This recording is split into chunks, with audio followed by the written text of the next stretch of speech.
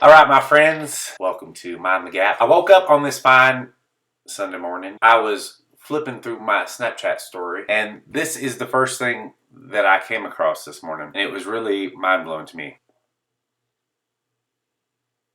24 minutes ahead of course record. What on earth could this guy be doing that he was 24 minutes ahead of the course record? And as I continued to watch this video, I learned that this man was running a 100-mile race. 100 freaking miles. I don't even like driving 100 miles. Why are we running 100 miles? Where does that even start? You just have to make stuff up and then you're gonna go around this and then you're gonna I don't get it. So I messaged my friend. She played soccer in college, so she's real athletic, real smart girl. She works for Ultra Running, the shoe company. You can find the link below. And they make some awesome running shoes. And I just had to ask her, I was like, so what happens in this story is that they're running, and then a little bit later in the Snapchat story, at the end of it, it's like, well, here's a crazy turn of events. First place goes to some 20-year-old. So I was like, well, what happened to the dude that was 24 minutes ahead? Because nobody caught up to him. Let me tell you what happened. He took a wrong turn and got 7 miles off course. He was literally 9 miles from the finish in a 100-mile race. In a 100-mile race. In a 100-mile race. That means that at somewhere around about 91 miles, this good man went the wrong way. Come on, man. What are you doing? You were almost there. And I just shook my head. I couldn't believe it. I'm laying in bed on a Sunday morning. I'm tired from swimming a lap in the pool yesterday. I said, you are kidding me. That's the worst thing I've ever heard in my life. She said, yeah, this sport is freaking crazy. Same dude, before he got lost, got swept down a river. How? She said 200 meters down the river and managed to swim to the shore. She said there's a stream crossing where you have to hold on to a rope as you cross. And the dude just didn't hold on. So at about 80 miles is where this happened. And then mile 90, he's lost. So sad. I was like, you gotta be kidding me. She's like, there's so much that can happen. I was like, well, yeah, you're running 100 miles. There's a lot that can happen when you drive 100 miles. There's a lot that can happen when you fly 100 miles. What do you do with your life that you can train that much? It's hard for me when I'm like, okay, I'm gonna run a mile today. And I like working out.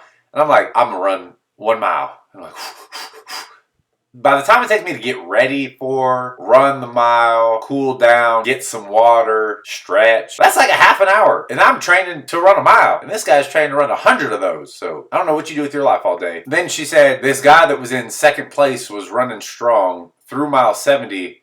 And then he just lost it. He just started walking. Ended up 12th because he got 13th because he got stomach issues. And he just walked across the line. Yeah, because you're running 100 freaking miles. So she ends up going online to look to see if we can find an interview with this guy. She said, when I left, it was 4 hours after he was expected to cross.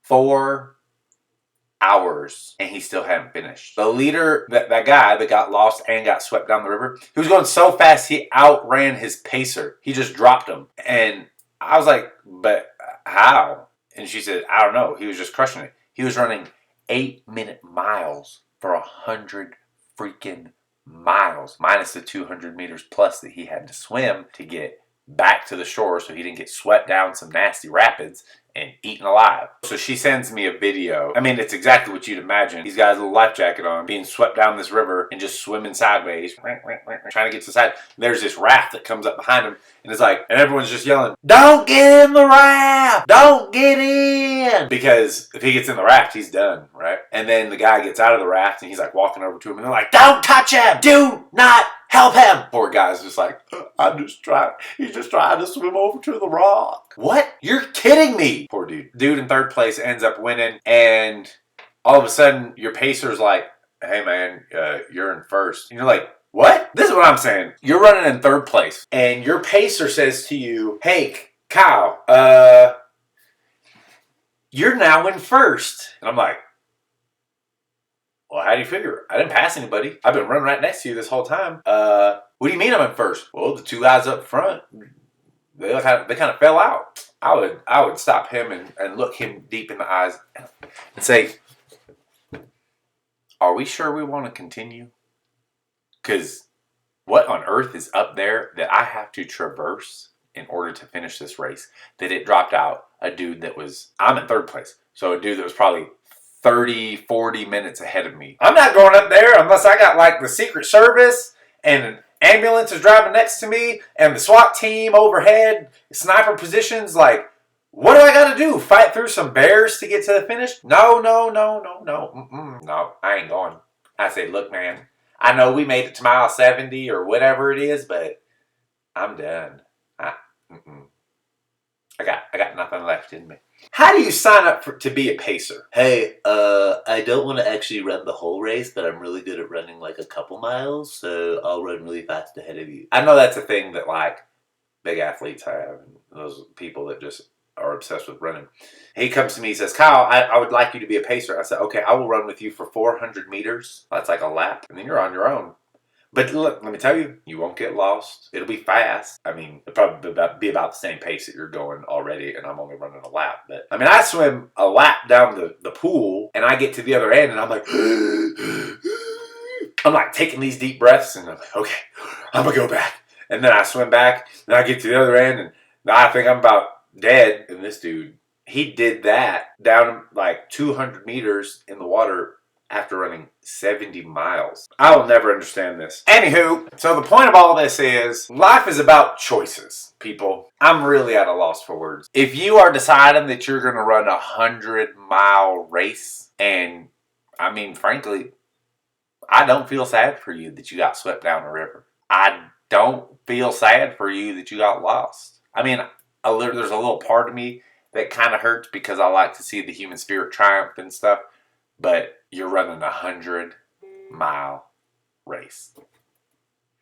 Anywho, this has been Mind the Gap. Moral of the story for today, life is about choices. Make good choices and just realize that there's going to be some consequences with the things that you decide to do. Take care.